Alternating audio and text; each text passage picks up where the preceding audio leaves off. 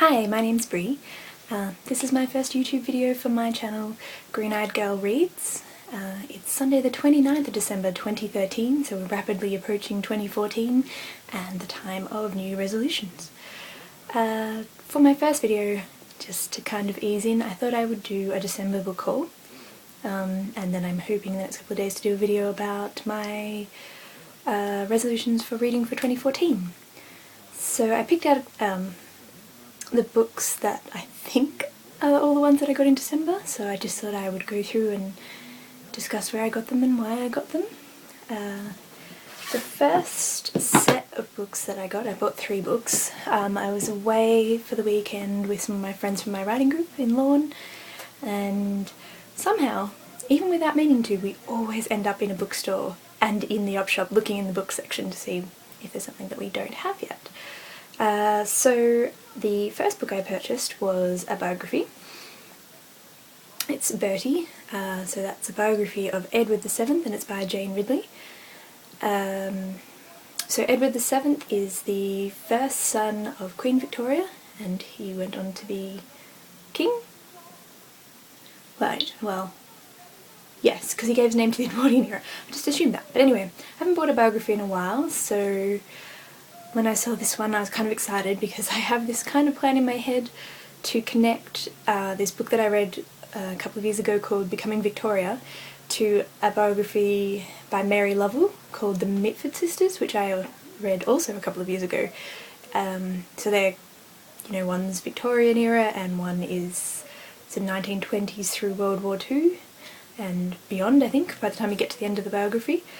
So I kind of wanted to play something a bit like 7 Degrees of Kevin Bacon, in which I connect each one through people that they know, and I think it's going to be possible because the Mitfords were part of the aristocracy and had connections to Churchill and all of those kind of things.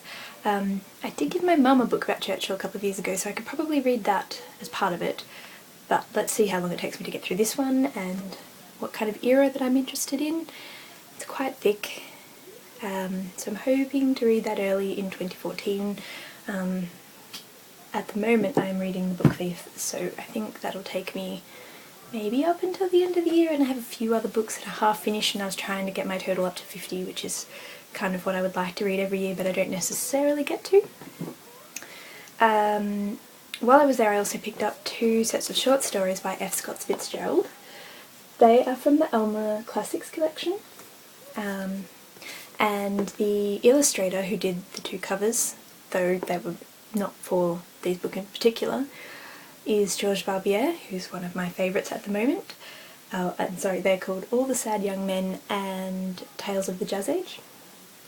I haven't read any F. Scott Fitzgerald that I know of, so this will be my first ones. And like many people this year I went to see The Great Gatsby, so I was kind of interested in reading a bit more about that era and a bit more of modern classics and classics in general, because I am a bit remiss in that and I only add a few every year rather than the many that I probably should have read or have at least thought about reading. The second set of books that I managed to collect this year was at the Book Grocer, I think, and one of those remaindered bookstores that are starting to crop up in Australia a lot more now.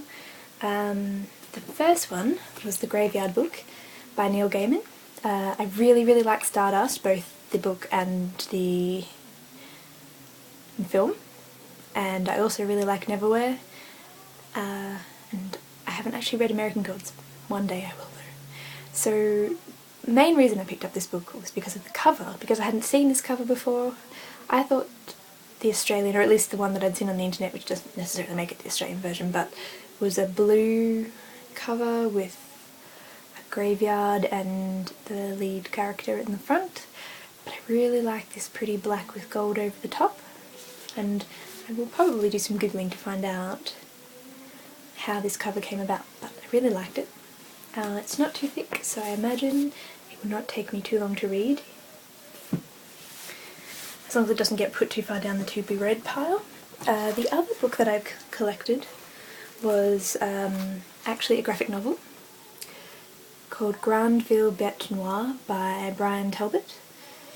I think this one was the one that was put up for the graphic novel Hugo Award this year, which was won by Saga.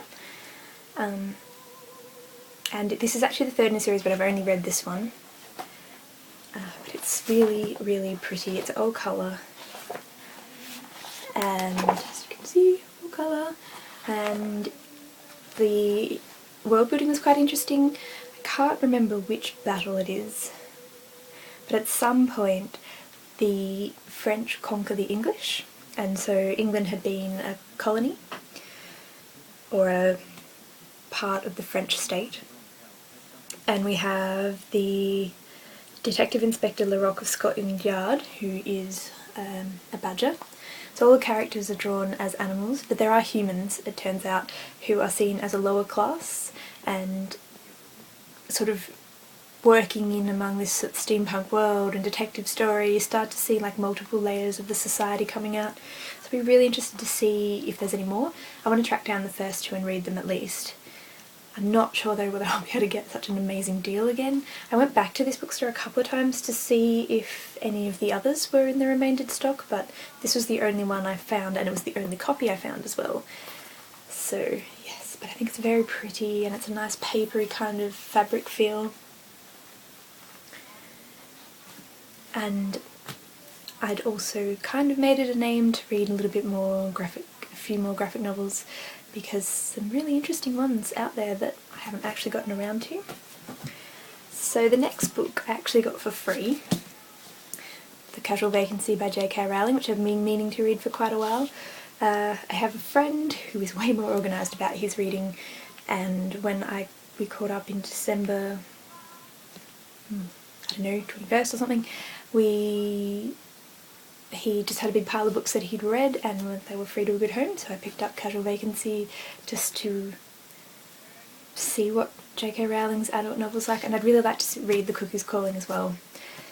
I don't read a lot of detective stuff anymore, but I used to, so I thought that'd be really interesting. Now the last book is actually, it's non-fiction again, and it's actually an art book. It is Georges Barbier, Master of Art Deco. So this book is really, really beautiful.